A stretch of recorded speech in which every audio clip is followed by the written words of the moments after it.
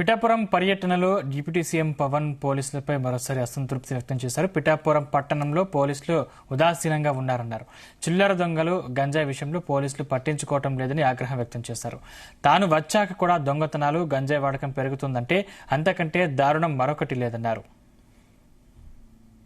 దారి కాచి ఒక వ్యక్తిని కత్తితోటి బెదిరించి ఒక బంగారు గొలుసు జేబులో లాక్కుని వెళ్ళిపోయారు. పిఠాపురం పట్టణంలో ఉన్న RRBHR ప్రభుత్వ జూనియర్ కాలేజ్ దగ్గర ఈవ్టీజింగ్ పెరిగిపోయింది. బైక్స్ మీద రౌండ్స్ కొడుతూ అమ్మాయిల్ని ఇబ్బంది పెడుతూ వేధిస్తున్నారు. ఈ విషయాన్ని ప్రిన్సిపల్ శ్రీ కేశవరావు గారు 3 నెలల క్రితమే పోలీస్ స్టేషన్కి వెళ్లి తమ కాలేజీ మొదలయ్యే సమయంలో పోలీసు ఉంచితే అమ్మాయిలకు భయం ఉండదని చెప్తా ఉన్నారు. ఈ కాలేజ్ దగ్గరే కాదు, పట్టణంలో ఉన్న ప్రైవేట్ కాలేజీల దగ్గర, బస్ స్టాండ్ దగ్గర ఈవ్టీజింగ్ పెరిగింది. రాత్రి వేళ రోడ్ల మీద బైక్ విన్యాసాలు చేసే వాళ్ళతో ప్రజలు ఇబ్బంది పడతా ఉన్నారు. ఇలాంటివన్నీ చాలా ఉన్నాయి. సెటిల్మెంట్లు పోలీస్ స్టేషన్లో కాకుండా, లాయర్స్ కాకుండా కొంచెం దయచేసి అందరూ మనస్ఫూర్తిగా దృష్టి పెట్టండి దీన్ని. అంటే ఎందుకు చెప్తున్నాను ఈ మాట అంటే, నేను తిరుపతి సంఘటన జరిగింది. అక్కడున్న పోలీస్ శాఖ గనక నిజంగా అక్కడున్న DSP గారు గనక సవ్యంగా బాధ్యత నిర్వర్తించుంటే, బాధ్యత అప్పచెప్పిన SP గా ట్రాన్స్ఫర్ అయ్యేవాళ్ళు కాదు.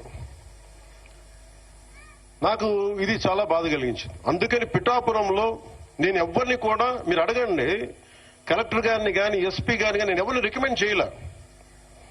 నేనేం చెప్పానంటే, నేను ఎవరిని వెండేట ప్రభుత్వం, మీరు గత ప్రభుత్వంలో మీరు పనిచేసి ఉండొచ్చు,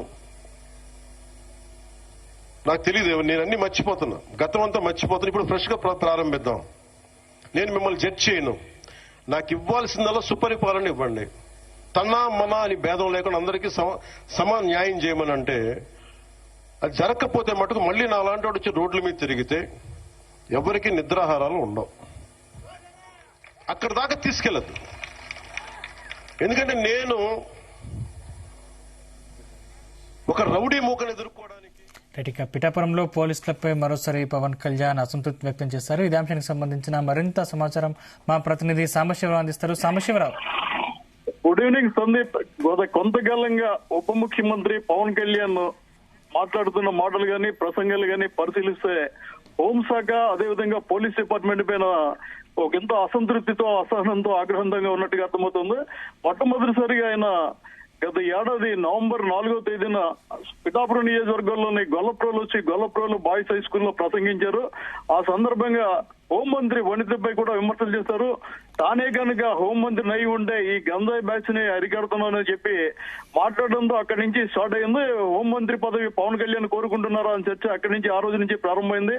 తర్వాత నవంబర్ 29వ తేదీన మళ్ళీ కాకినాడ పోర్టులో PDS బియ్యం పట్టుకున్నప్పుడు షిప్ దగ్గరికి వెళ్లి వచ్చిన తర్వాత కూడా పోలీసులపై తీవ్ర అసహనం వ్యక్తం చేశారు. కాకినాడ జిల్లా SP తాను వెంటనే రిపోర్ట్ ఇవ్వను, ఇంతవరకు రిపోర్ట్ ఇవ్వలేదు, తాను వస్తే కూడా ఆయన సెలవు పెట్టి వెళ్ళిపోయారని చెప్పి ఆరోపించడం జరిగింది.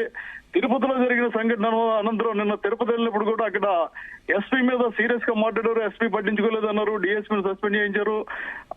తరచూ ఆయన ఎక్కడికి వెళ్ళినా కూడా పోలీసుల్ని టార్గెట్ చేసి మాట్లాడుతున్నారని చెప్పాలి. తాజాగా ఈ రోజు పిఠాపురం బాయ్స్ హై స్కూల్లో జరిగిన సభలో ఆయన మరోసారి ముఖ్యంగా పోలీసుల్ని తీవ్రంగా ఆరోపణ చేయడం జరిగింది. ముఖ్యంగా కాకినాడ జిల్లా SP నిల్లెత్తుతూ ఉన్నారు. ముఖ్యంగా తన నియోజకవర్గం ఏదైతే ఉందో పిఠాపురంలో దొంగల బెడత అధికంగా ఉంది. దొంగలు పళ్ళు ఆపి ఈ నెల 2వ తేదీన వెహికల్ ఆపి మెడలో చైన్ లాగేసుకున్నారు. క్యాష్ దొంగతనం జరిగింది. అదేవిధంగా పిఠాపురం పట్టణంలోని రథాలపేట, ఇందిరానగర్, అగ్రహారం ప్రాంతాల్లో గంజాయి సేవనం బాగా ఎక్కువగా అయిపోయింది. చిల్లర దొంగతనాలు పెరిగిపోయినాయి. తుని నుంచి వచ్చిన కొందరు యువకులు ఇక్కడ పిఠాపురం చెందిన యువకుల్ని గంజాయి సప్లై చేసే వారుగా మార్చేస్తున్నారు. అదేవిధంగా పట్టణంలోని SC బాయ్స్ హాస్టల్లోకి కొందరు దొండగులు చొరబడి పిల్లలు కొట్టి డబ్బులు ఎత్తుకుపోయారు. దాంతో పిల్లలు పోలీస్ స్టేషన్ లో కంప్లైంట్ చేస్తే పోలీసులు బాధితుల పక్షాన నిలబడడం మానేసి అదే పిల్లల్ని పోలీస్ స్టేషన్ లో కొట్టారని కూడా ఆరోపణ చేశారు.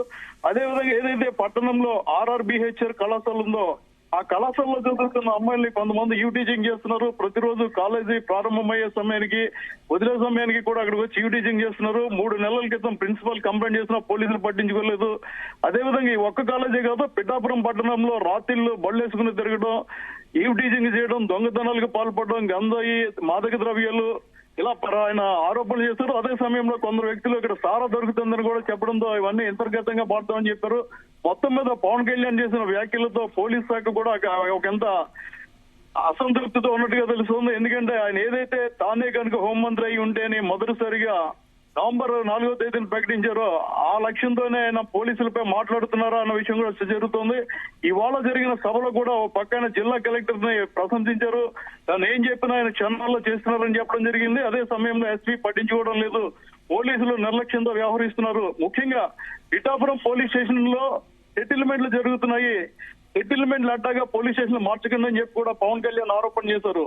ఇవన్నీ పరిశీలిస్తే ఆయన ఎక్కడికి వెళ్ళినా, ఏ జిల్లాల పర్యటనకు వెళ్ళినా, లేదంటే మంత్రివర్గ సమావేశంలో కావచ్చు, తన ఎమ్మెల్యేలతో జరిగిన సమావేశంలో కావచ్చు, ఎవరు తప్పు చేయొద్దు అని చెప్పడంతో పాటు పోలీసులు నిర్లక్ష్యంగా వ్యవహరిస్తున్నారు, పట్టించుకోవడం లేదు అని చెప్పడమే జరిగింది. ఏదైతే ప్రధానమంత్రి వైజాగ్ వచ్చారో వైజాగ్ పర్యటనలో కూడా ఆయన కింద పోలీస్ శాఖపై మాట్లాడినప్పుడు పక్కనే ఉన్న హోంమంత్రి అనిత చిన్నపుచ్చుకున్నట్టుగా కూడా జరిగింది.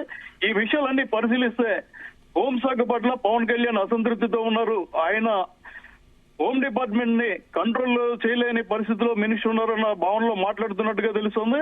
అదేవిధంగా ఆయన హోంమంత్రిగా పాత్రం కూడా కోరుకుంటున్నారన్న చర్చ కూడా జరుగుతుంది. Right thank you Sambasivarao.